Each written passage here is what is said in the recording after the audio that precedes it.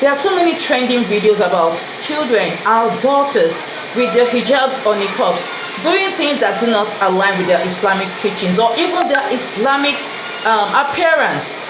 Many times these children do not know exactly what they're doing, or they do not even understand the Islam they've actually been practicing. Your child puts on the hijab but doesn't know the essence of the hijab. Your child puts on the niqab but doesn't know the essence of the niqab.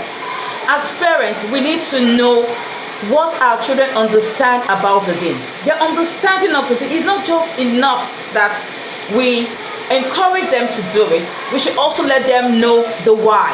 Why are they doing this? And the very, very most important thing, why they should do it. This way, when our children go into the larger society, they will not be easily influenced by their friends and peers, because there's going to be lots of influence as they get older, as they go into the world, as they go away from your shield. They're going to be exposed. Other people will take the role of the parenting you've been doing all along. We need to know if our children can survive in such an environment. Would our child be like a cube of sugar that once it gets into an environment, it dissolves quickly over time and loses every form of identity that we've actually tried to instill with them over time? Or will your child be like a marble that will still retain its identity no matter how long it takes? We need to be sure who our children are, the understanding of the deen, question them, have intentional deen discussions with your children.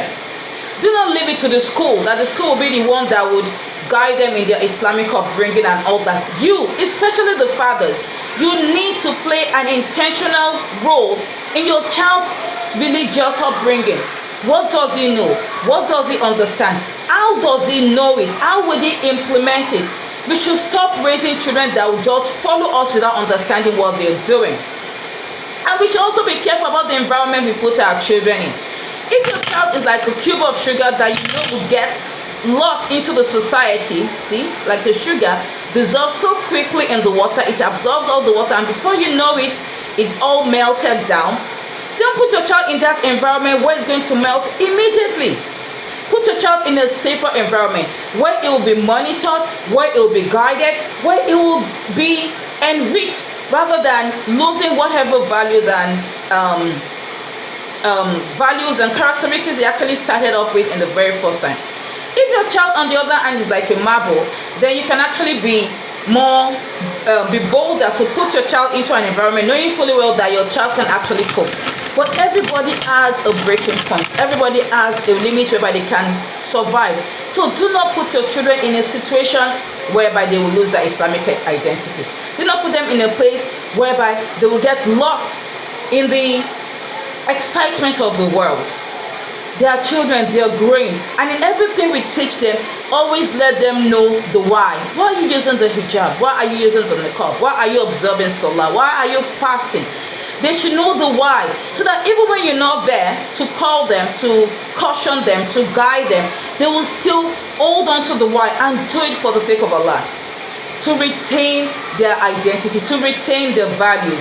We have to be very, very intentional in our parenting, especially our fathers. Fathers, do not leave this to the school.